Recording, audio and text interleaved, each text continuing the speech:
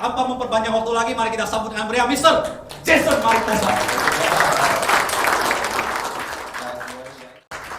So I guess before we go to the class, just break the ice first. Good morning. Good morning. So I'm usually a very shy person, very quiet. I just teach when I have to teach in Kalo. So yeah, here's Kalo. So we started this in 2013, but actually our company is like 30 plus years old already. So we've been trading the markets for as old as our boss is, Boss Edward Lee. So we've been trading like 30, 40 years already. And 2013 we decided that maybe we're ready to teach. Okay, so we built this Kalo Trading Institute. So I teach more on macro, big picture, and strategy. Okay, so that's what I do. Okay. So yeah, I've been with Happy Billionaires Club. When did we start? 2016? 2016. So it's been a nice 3 years. Is my voice okay? It's a bit, it's better last night. Okay? So yeah, I've been trading global markets for the past 8 years. So it's a necessity for us because the Philippines is a very small market. Okay? If you look at Indonesia trading volume, it's maybe times 4 of the Philippines, right? So like if you want to get big in trading, and if you want it to be a sustainable business, you have to go out.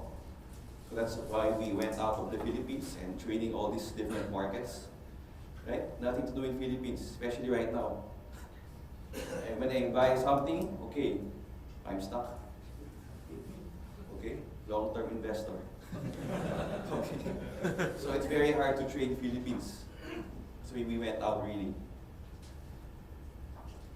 Okay, so today, I'm going to teach you guys how to survive the markets. Okay, not die. Okay, so actually I really believe that in order to make it big in the markets, you just have to stay there long enough. Not survive long enough to make it really in the markets. Okay? It's a long, very long learning curve. Okay? You have to be okay losing money, being disappointed sometimes. Okay? Sometimes it takes a year, 2 years, 3 years. Like for example, we always recommend Mark Minervini, right, in position trading. You guys know that it took him 7 years to be profitable. I mean, consistently profitable. Okay? 7 years. Okay, so it's a long journey. Okay, so today we have this booklet right here. So this is actually more of a shortcut already. So we're gonna try and put some context and background on all of this. Okay, so that's what we're gonna do in the next 2 days.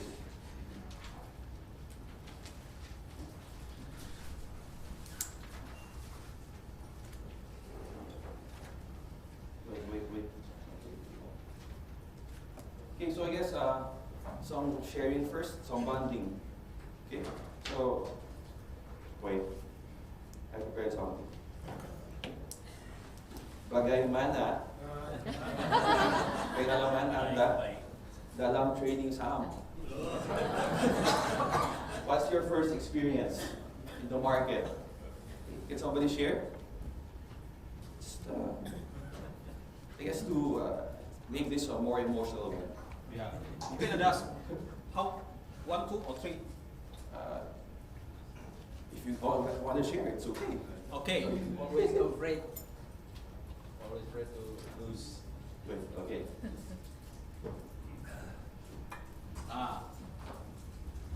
Oke, boleh dok maju ke depan. Nanti dapat hadiah dari Mr. Jason. Ya. Hadiahnya langsung dari Filipina. Ya. In bahasa is okay. Yeah, of course. I will translate for you. Please. Okay, bahasa. Oke, prinsipnya saya awam. Yang pertama belajar untuk pertama kan kita belajar untuk investasi, kemudian lebih menantang yang trading, dan akhirnya di sini. Tapi pada prinsipnya ada rasa khawatir gitu ya.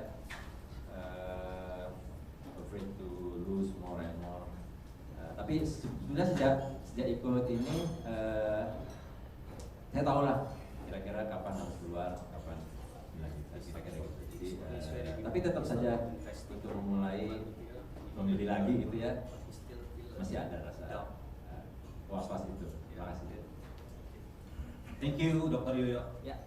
Boleh beri tepuk tangan. It's been like you're afraid of losing money. Yes. Okay, so maybe you first went into the market in a bad time. Right? Yeah, right. So that's your first experience of the market is everybody's going down. How do I not lose money? Okay, anyone want to share like first experience with the bull market?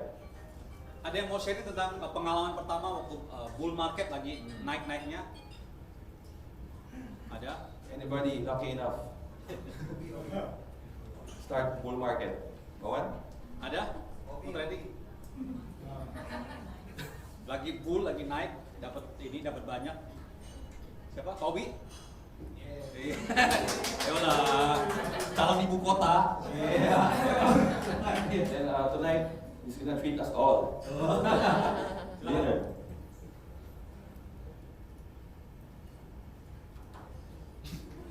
Pengalaman. Ya belajar dari sini dengan sesuai yang diajarkan itu pernah ngerasain sampai hampir 50%. Portonya. Enggak, dari sekali yang Sekali trading langsung ya, dapat 50%. ya itu aja. Kalau yang kecil ya paling 20. Luar biasa. He got around 50% one trade. Some mostly the bull market. Okay.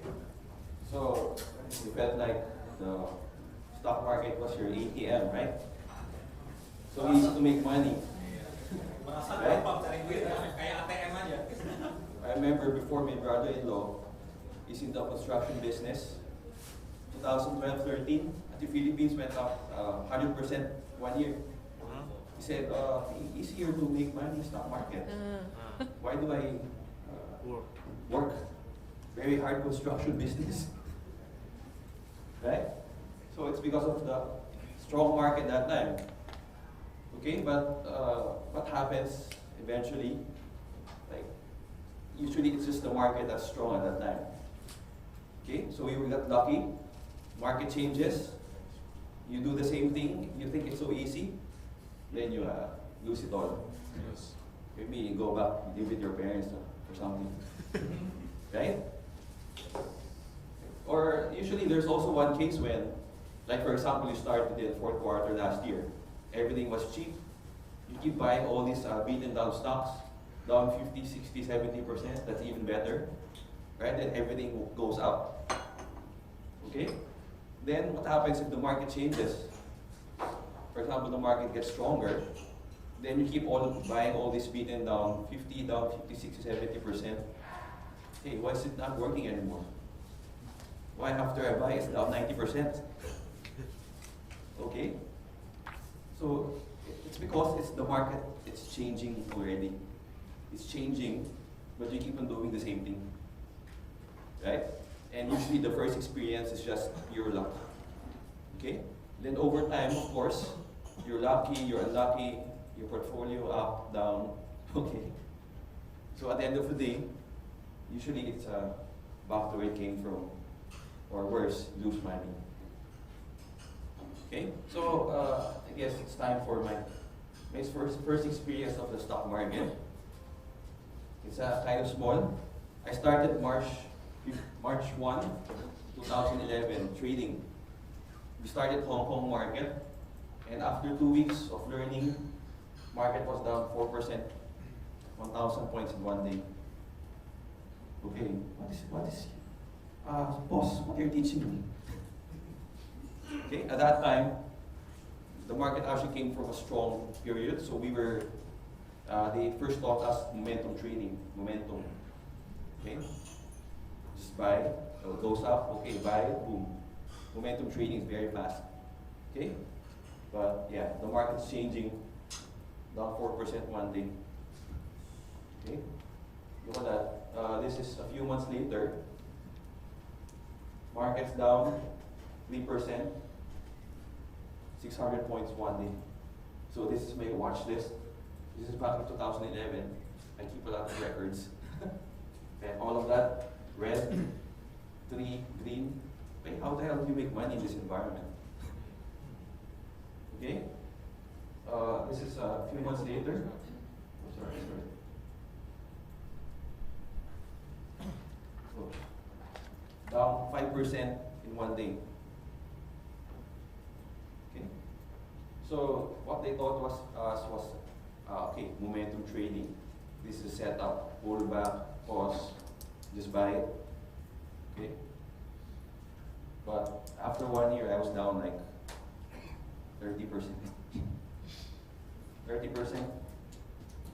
Okay? So, how did I survive this time? Okay, I think one, I was young, 22 at that time. No family, no expenses. Okay, it's okay. Okay, I was young. Okay, second, I guess, when I started this business, there's no cut loss for me. It was this or nothing. I wanted to make it in this industry. I had no expectations of being rich in the first year. That's really out of the question already. Okay, I knew it was going to be a long journey.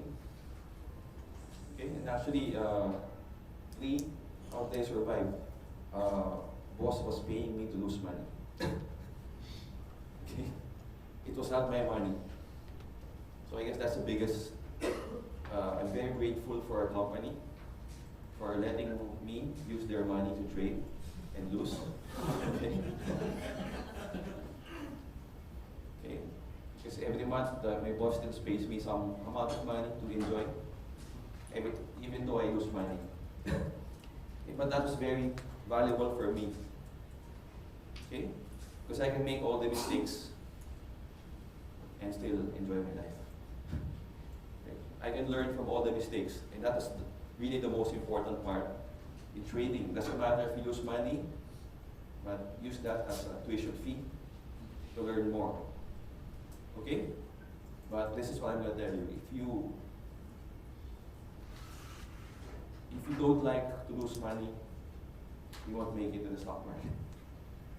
Okay? It's just like any business, right? You have revenues, your wins. You have costs in your business. In trading, those are your losses. You have to be used to taking them. Okay, the important part is you learn something out of it. You use it to learn more. Okay, that's how you survive long enough. Okay? So, I guess after that first year of experience, I was just trading Hong Kong for 1 year, losing money almost every day. I didn't know what to tell my boss. Because that time you had to show your trades every day. And every day it was red. What I do? Okay. Okay. So I guess that time,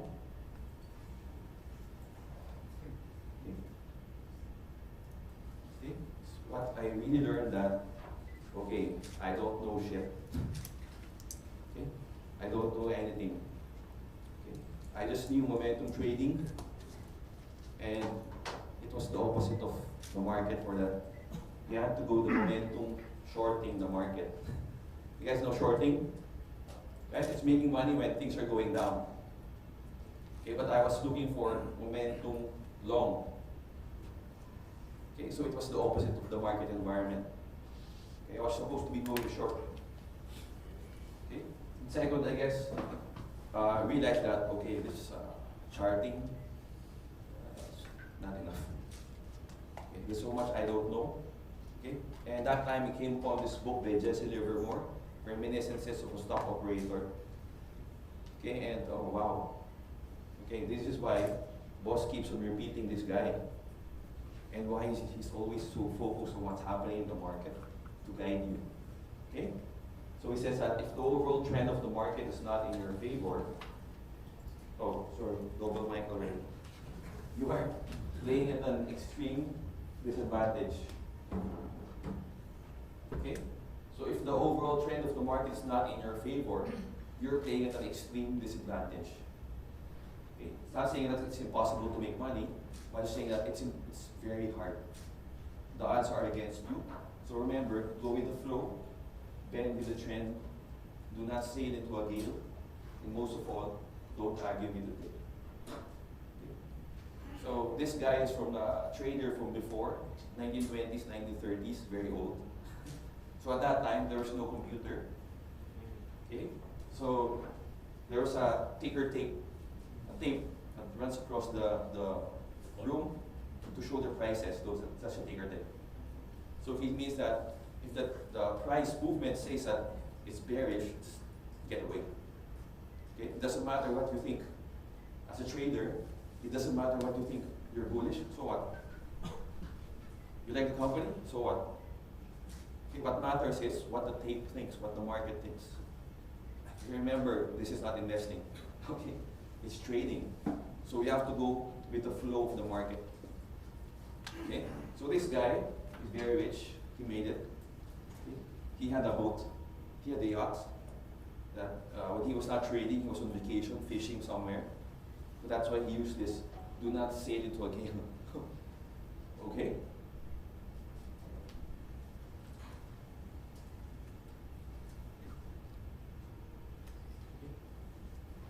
Okay, so in your journey as a trader or as an investor or whatever, okay, so this is 4 levels of competence. Okay. When I started, I guess I was here. Unconscious incompetence. What does that mean? I didn't know what I didn't know. Okay, so it means you were blindfolded and driving a car that you didn't know how to drive. Okay? But after that first year of my experience, taught me something very valuable. Okay? What do I need to know? Okay, this is what I need to know. I didn't know this macro, I didn't know this. I only knew momentum trading. Okay? I didn't know anything about fundamentals, just knew price action. Okay? So like my vision was only like this, and I had to make it like this. Okay, so I had to figure out what I didn't know. Okay, so the first thing I did was I studied the CFA, Chartered Financial Analyst. Okay, I was young, as I said, wasn't doing anything. When I was studying that, I was trading already globally. This was my second year. My second year of trading, we started trading US market. Okay, so I've been trading day and night. Okay, I would sleep at maybe 11, 12 at night, wake up at 5 a.m., study 1 hour, boom, go to work, trade all day, and study 1 hour. I didn't know how I survived that for 2-3 years. Okay, so after that first year, I knew at least that, okay, I don't know this. I was conscious of my incompetence already. Okay, and then hopefully after 8 years, I'm somewhere here. Okay. Okay, so and this is why our KLUM, our company's philosophy in trading, is always put the market at the center. Put the market at the center. Okay, that's the only way that you can be consistent in trading the markets. Okay, because as I said, there's a huge force out there that's called market sentiment that's affecting everything. And how do you expect to trade consistently over time if you have no idea what's happening out there, the big picture, right? So it has to be at the center. Okay, to be consistently profitable, yeah, you have to know how to read the market. Bullish, bearish, or do we just have to get out? Find another market, or instead of trading, maybe it's cheaper to go on vacation, right?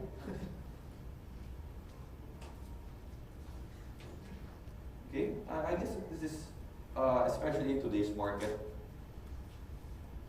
right? That this is us. This is the bull market enjoying, right? And you have a lot of sharks out there, especially in the past 18 months, right? So much noise out there. Okay, especially, okay, from this guy. Okay.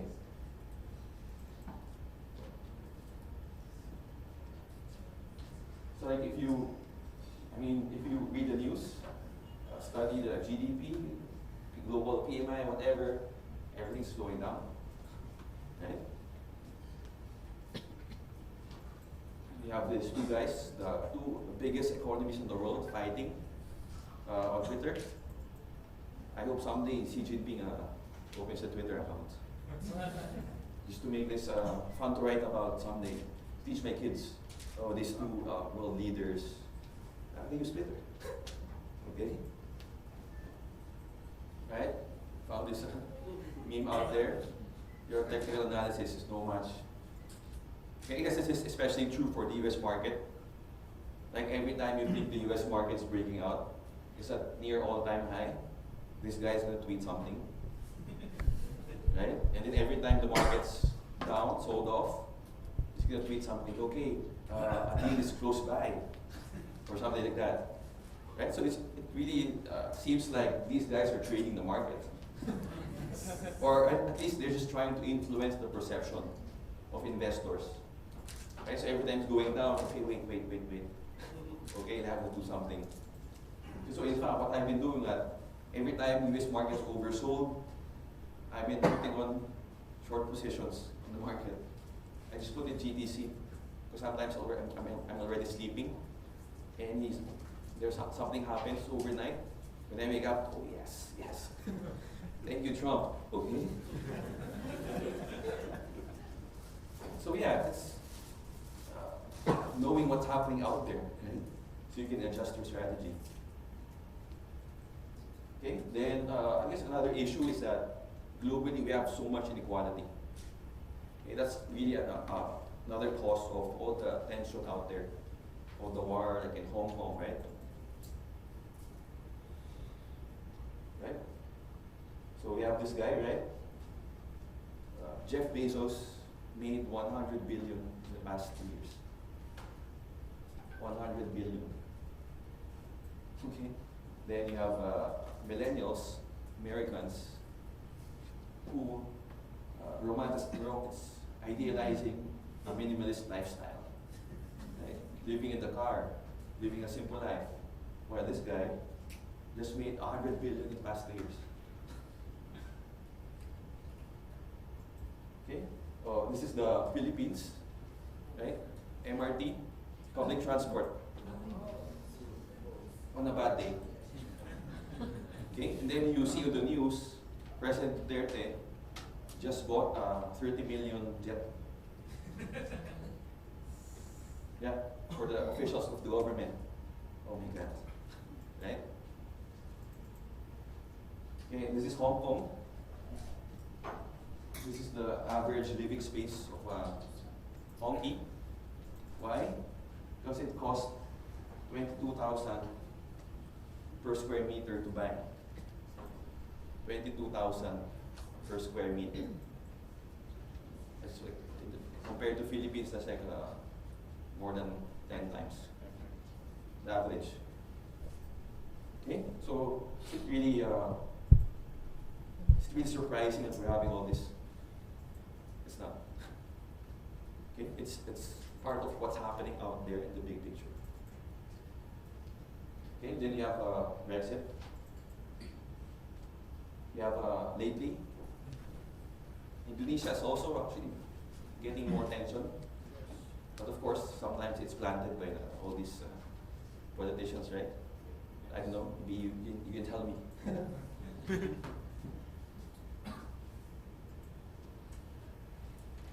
Okay, then a few weeks ago, right? There were some drones trying to destroy the facilities of Saudi Arabia. So Middle East, right?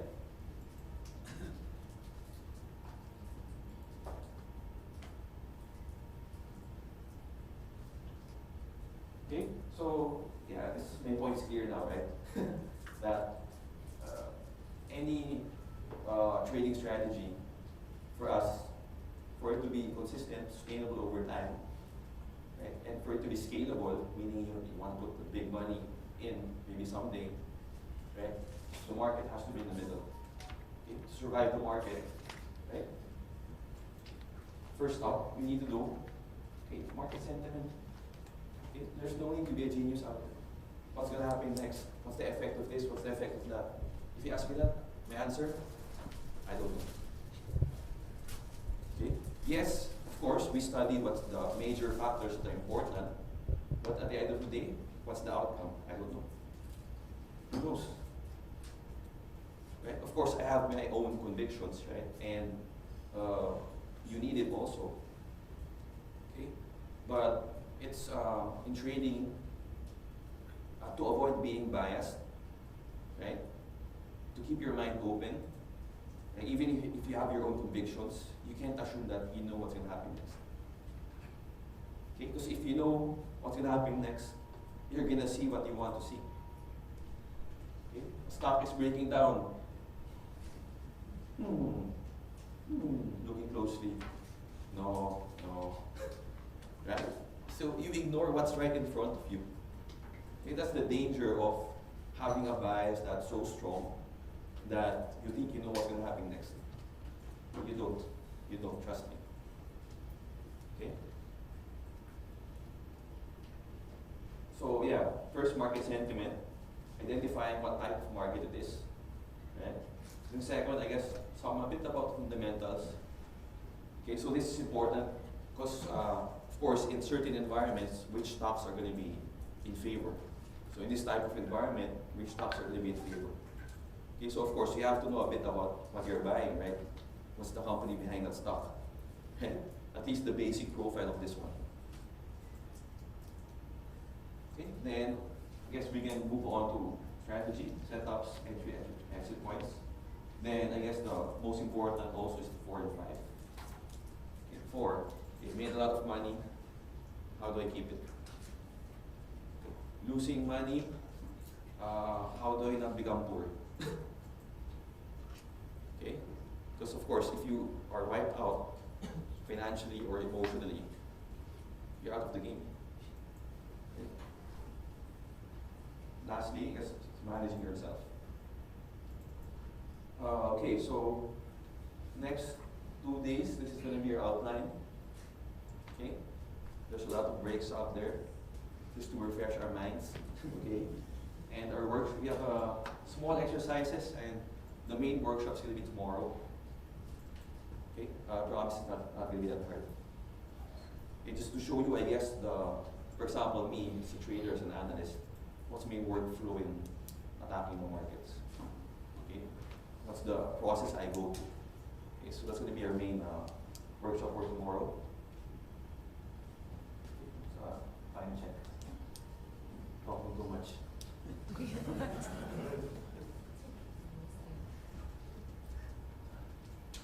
Okay, so first up, analyzing market sentiment. Okay. So what's the mood of the market? It's the most simple question. Okay. And trust me, most people don't know. What's the mood of the market? Okay. So this is us, psychologists. This is the market. Okay. So the market's of course made up of participants. So what's the mood out there? Right? So nowadays, you have to look at it from a much bigger perspective. How big? Global. Global. Okay, you have to look at it from the very macro to the micro. Okay, so from our perspective, you have to look at global. So what's the sentiment in stocks globally? What's the sentiment in emerging markets globally? Okay, you have to start there. Okay, because nowadays it's very globalized financial markets out there. It's very globalized. It's just like the trade of goods and services, very global. The markets are also very global. What do I mean? Capital can flow in and out freely. Okay, of course, except China. Mostly it's free flowing. So like if investors are not in a good mood to buy stocks, money flows out. Okay? If investors are very aggressive, money flows in. Okay? So these flows of money, how much money is out there, where is it flowing? That's what market sentiment is. Okay? Okay, so we have to start locally, then move down. Okay, what's happening to Indonesian markets? Okay, what's happening to broad market out there? Then you go deeper, one more step. What's happening to the individual stocks? Big caps, small caps, what sector is moving? Is money going around? Okay, because of course in negative sentiment, money flow stops.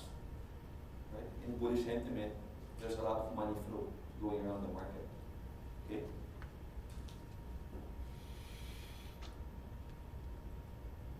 What's wrong with this?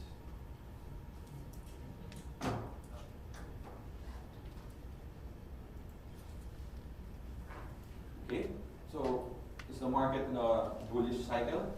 We call it the bullish left because it's the left side is going up. Or is the market in the bearish cycle, meaning right side of the chart? Okay, so if you study economics, okay, the amount of money available is very important. We call it the financing environment. Is it easy to borrow money? Are interest rates low or high? Okay, because just to review, we're talking about market here. What's that? It's just people, money, buy, sell. So the money, amount of money in the system is very, very important. Okay, just imagine if you make interest rates from 5, boom, 20%. Nobody's going to borrow it. Right? The money flow, amount of money in the system is from here to here. Okay, you can expect the market to collapse. Right?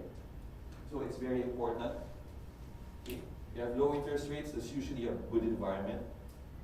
Okay. High interest rates, or money flowing out, for example, foreigners selling. That means that liquidity is going out of the system. Right. So we're in this time. So Jason, so where are we doing? Where are we now in this chart?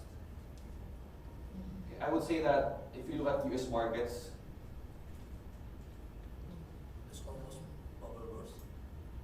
I might be wrong, but personally, we tell to other people here, but when we talk ourselves here. For me, it's here.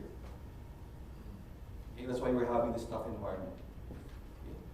So, but if you look at Indonesia, what's the Bank Indonesia doing? Cut the rates. Make it easier to borrow money. So that should be good, right? Of course, maybe not instantly, but at least, okay, you know, if the central bank is doing this, it should have a good effect on the economy. Okay. Okay, but I guess just not to scare you guys. Okay, it doesn't mean that we're here. Is that stock prices are going to collapse? Okay, no. Actually, a bear market can be a sideways market, 3, 5 years. It's the same. It's a bear market, right? What's a bear market? Hard to make money. Okay? Doesn't mean that's going to collapse, okay?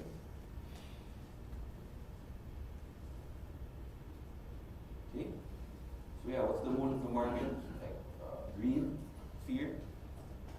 Right? So if you look at Indonesia market in the past 7 years, you can see this very clearly. Like what's the mood of the market? I mean, it changes almost every year. Sometimes every month. Right?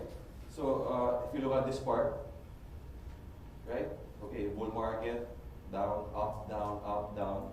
Right? So the past few years has been a very volatile environment. Okay? Actually, at least Indonesia is making new highs. Although it's very choppy, right? The Philippines, maybe down here. Yeah. In 2013, the highest point of the Philippines was 7.5. Now, we're like 7.7 after 6 years. Okay? So it's been an up, down environment. So it's been a bit choppy, somewhat bearish environment. Okay? But of course, in the long term, right, you can also see the cycles, although it's much bigger. right? So this is the last few years. So obviously it's been tough, right? But prior to that, we had a gigantic bull market, 500%. That's actually why we got interested to look at Indonesia in the first place.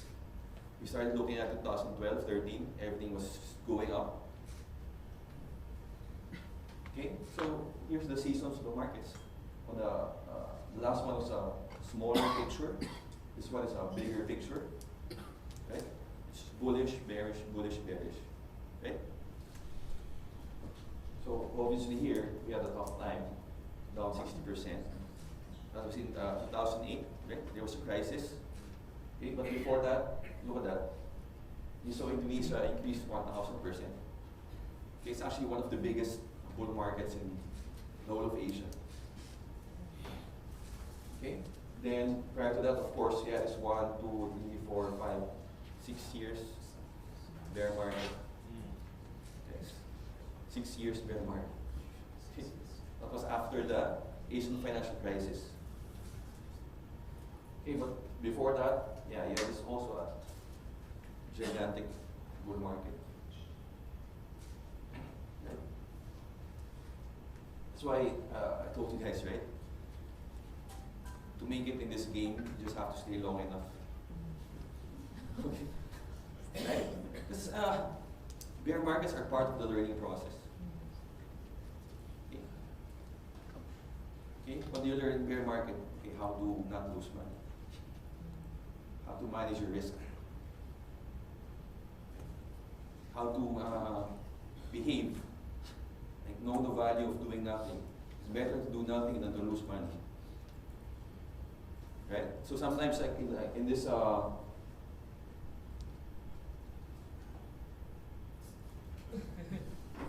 in this type of environment, like let's here for example, 2015, look at that.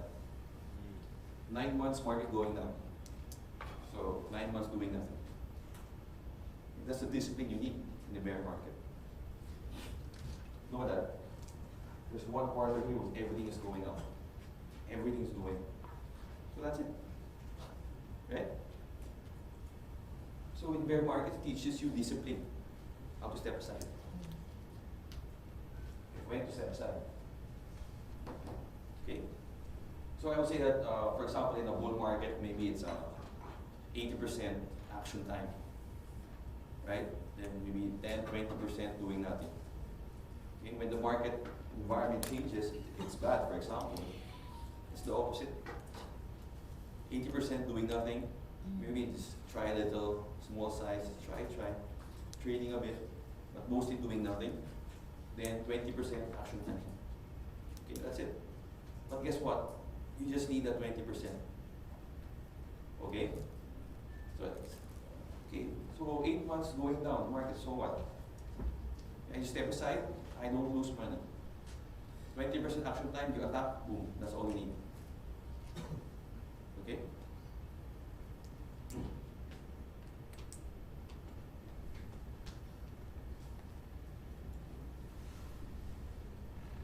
So this is emerging markets.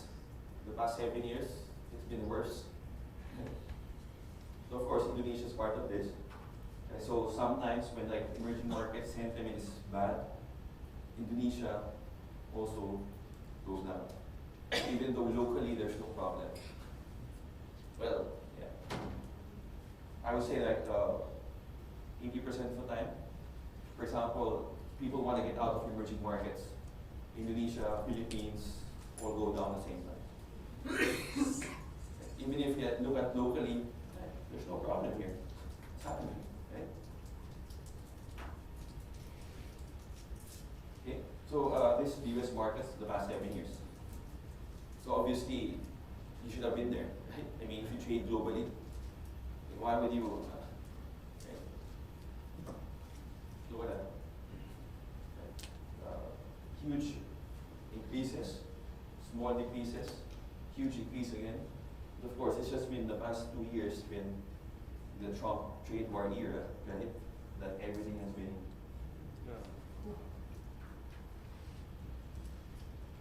Right?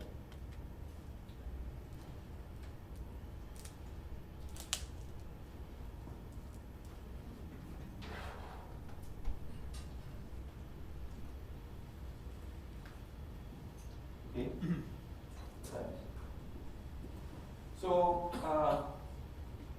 yeah, so I guess that on a much bigger perspective, why are stocks so volatile? You have to look at it from this perspective, right? There are other asset classes, right? For example, bonds, gold, cash, right?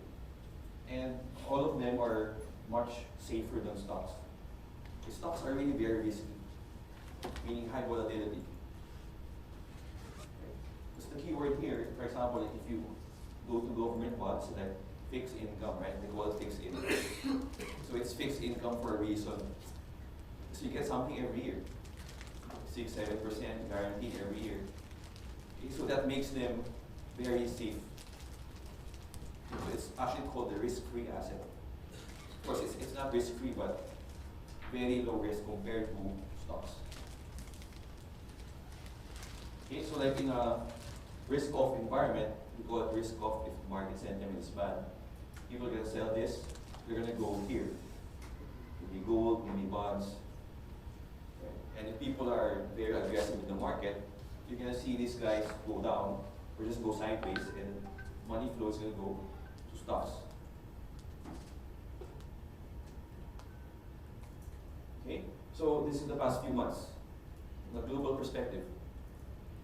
Okay, so as you can see, I don't have to read the news or whatever, or ask people out there. I just look at the action of the market. So this is U.S. Treasury bonds. So no, from a global perspective, U.S. bonds are the safest. They're the safest. And they're also the biggest bond market globally is U.S. Okay. So the right side here is gold. Okay, so it's obvious money's going here. Right? So if you look at emerging markets, this is Germany. It's also been very erratic, right? So this is the US. So lots of volatility, going nowhere. So this is Japan. This is Philippines. So this is Indonesia. Okay. So we call them safe haven assets, and the other is risk assets.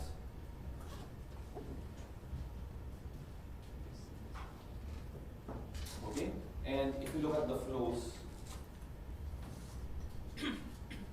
these are the flows globally, right? So like this is equity outflows, global equity outflows. Like 3% of total assets under management went out of stocks. So that's already big. That's like trillions of money going out of stocks. Okay, it's already big in the context of the past few years, for example.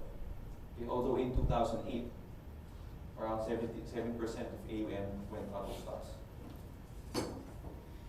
Okay, this is the money going into bonds. Okay, so that's very easy, right? From a global perspective, you see that investors are scared. I don't have to read anything. I just look at the action of the market.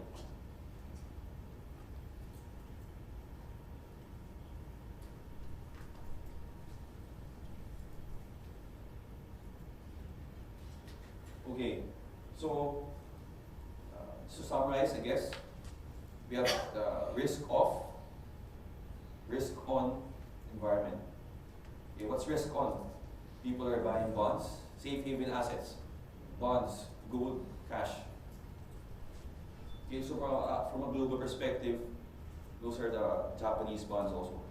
Japanese, Germany, US, those are the safe haven.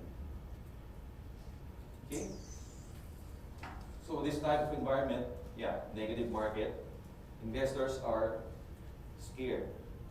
They want to sell stocks, they want to avoid risk.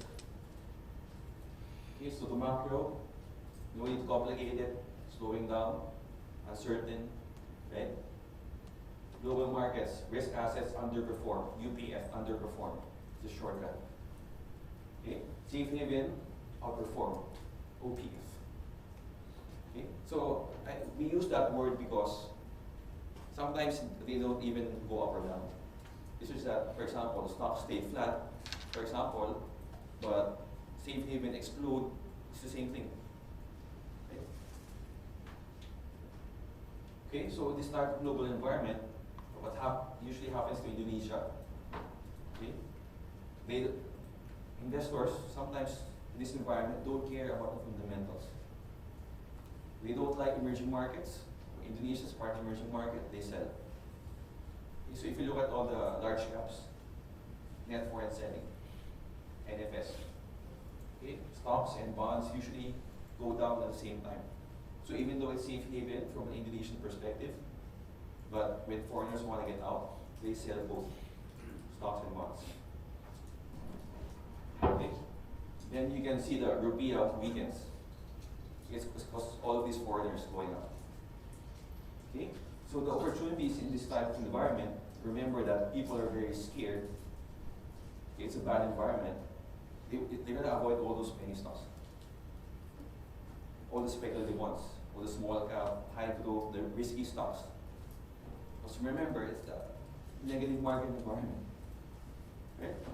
So the opportunities usually are in the beaten down stocks who, of course, have high quality fundamentals.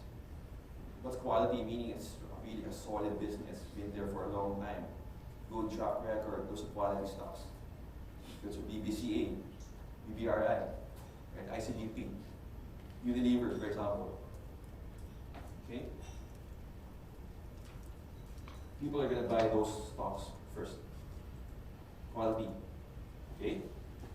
So, what's the catalyst for the turnaround?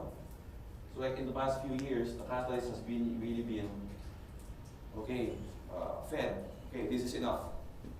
Okay, I'm going to print more money, bring interest rates down, right? Or, for example, in 2010, Mario Draghi, okay, I'll do whatever it takes to save the market. Okay, but he only said whatever it takes.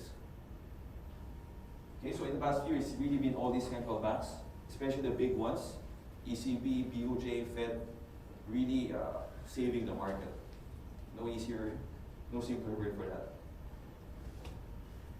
Okay, and of course, the risk-on environment, I guess we all know this, right?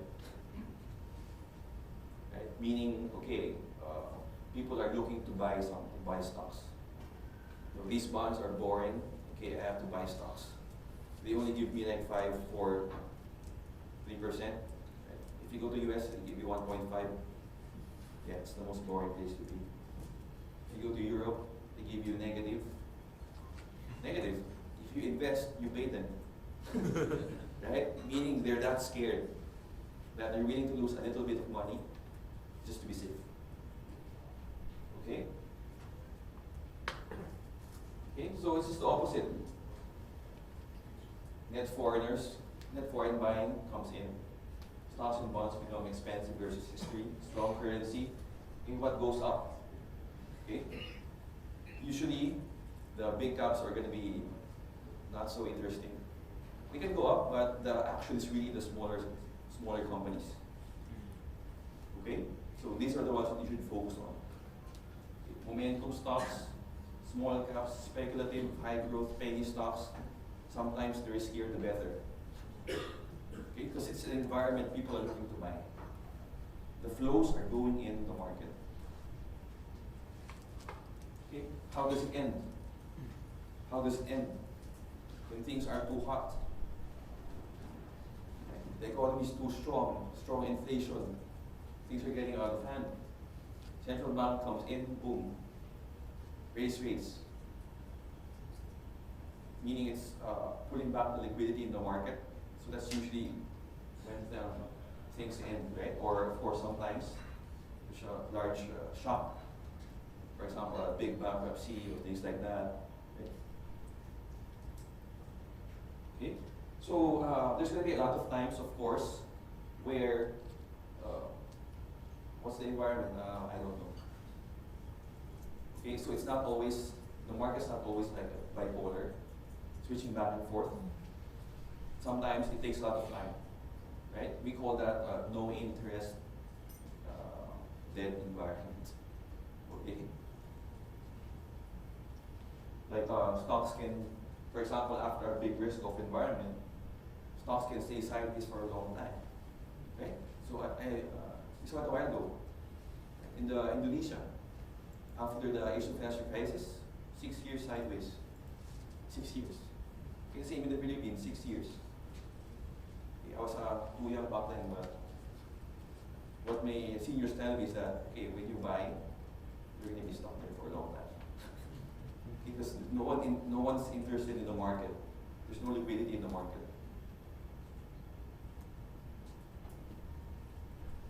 Questions? Easy? Should we go faster, slower?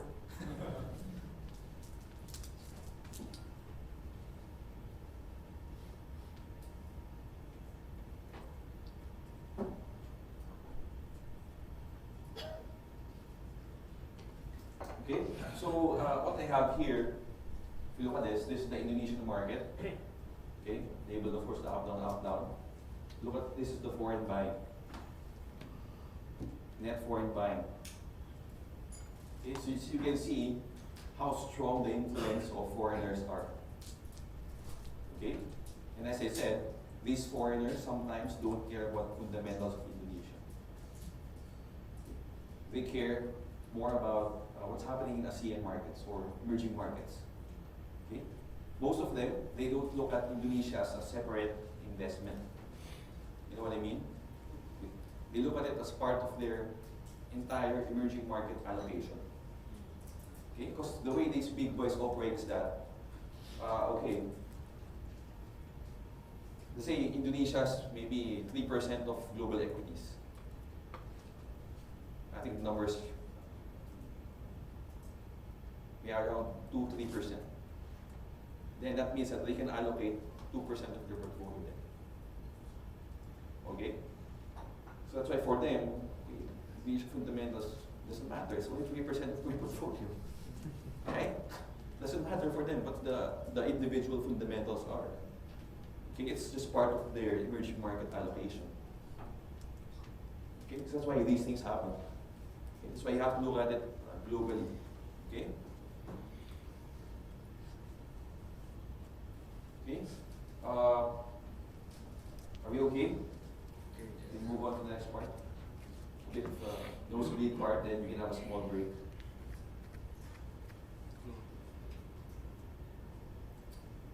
So this. Okay, so we already said that, okay, sometimes the market's bullish, sometimes it's bearish, risk off, risk on environment, right? But why? What drives the prices? When does it go up and down? Okay, so what are the variables that you look at? Is GDP growth important? Is politics important? What are the variables you look at? Okay, so it's, this is going to be very simple, promise. Okay, so I guess I'm sure you guys are familiar with this analogy, right? So this is the amount of money in the system. Okay, the boats are the stock market.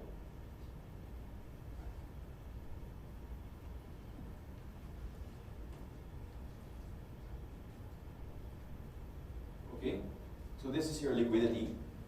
Okay, it's the amount of money in the market. It's the how easy is it to borrow money. Okay, and these are asset prices: stock market, bond market, real estate, whatever. Right? So there's a saying, right? A rising tide lifts all boats. Rising tide lifts all boats. If there's a lot of money in the market, all boats go up, meaning this is stock, no fundamentals. It goes up also, right? Rising tide lifts all boats. Okay, then there's another quote. It's somewhere there, right? It's not from Warren Buffett. That when the market goes down, you're going to see those swimming without underwear, right?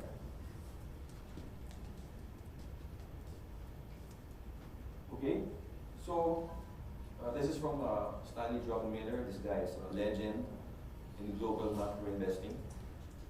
Look for him in YouTube. His track record is like 30% for 30 years. Right? And he manages like 30, 40, 50 billion dollars. Right? It's not like 10 million.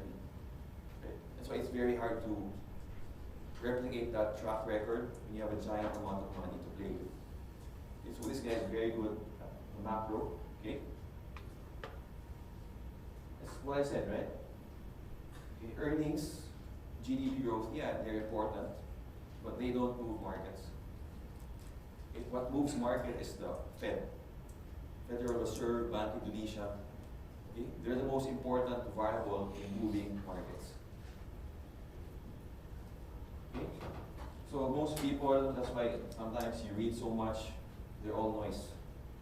What's the most important is the liquidity. What's the central bank doing? They're really the most powerful in the world, especially the Fed. Okay, why is the Fed most powerful? It's because everyone uses the US dollar. Okay? If you, like for example, if you're a company, you want to borrow money abroad, guess what? What currency is that going to be? US dollar. 60–70% of the time, that's going to be in US dollars. It doesn't matter if the investor is American, can be European, can be Japanese, can be Argentina. Okay? They want US dollars. Okay? Or for example, if you're a trader, I mean, not a stock market trader. Let's say you buy roses, flowers, for example. I have a friend, they wholesale flowers. Guess what currency they use? Dollar. It's either dollar or euro. Okay, but mostly US dollars. Okay, so 60% of global trade around the world, it's in US dollar. Okay, that's why it's very important. Okay, and the Fed is the most important. Okay, last slide, then we go on break. Okay, so just by that perspective, okay, so this guy, this is from an article in 1997, I think. He said that the best environment for stocks is not where everything is booming. Okay, the best environment is, okay, GDP is a bit bad. It's a bit slow, it's a bit boring, but you have this big guy out there, the central bank, wants to stimulate the economy. They lower interest rates. They inject more money into the system. Okay, so that's the best environment. So we said that once an economy reaches a certain level of acceleration, the Fed is no longer liquid. Okay, the party is getting too hot. Okay, what they do is that they end the party. Okay, inflation is too high, things are getting too hot, so central bank shrinking liquidity. Okay, so if you imagine it from that liquidity perspective, what happens if there's a boom? Okay, so it says that, okay, corporations start building inventory. Because demand is so high, what do? Right? The cash on their balance sheet, it's cash before, now it's inventory. So what happened to money? They spent the money. Right? So before it's cash, meaning it's in the financial system, there's a lot of money. Okay, but things are booming. Okay, I need to build inventory. Or I need to build a new factory. What happens if everyone does that?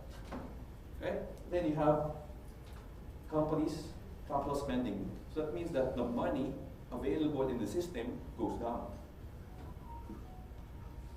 You get it, guys? So that means that liquidity goes down. Okay, so he says that when things are too hot, that's not a good environment for stocks. Okay. So when things are not, like for example, maybe today, everything's slowing down, whatever, things like that, okay? All the central banks, what happens when every time the US market goes down? Next day, Fed, it's in the news, right? Or Bank Indonesia, rate cut. Past 3 months, rate cut every month. Right? Meaning they're trying to support the market going up. Okay? But of course, sometimes it takes a while, of course. But you know that when the central bank is with you, at least it's going to be a good environment for stocks eventually. Okay? Let's have a question. How about with this low interest rate environment? So how effective is the Fed can influence the liquidity? Because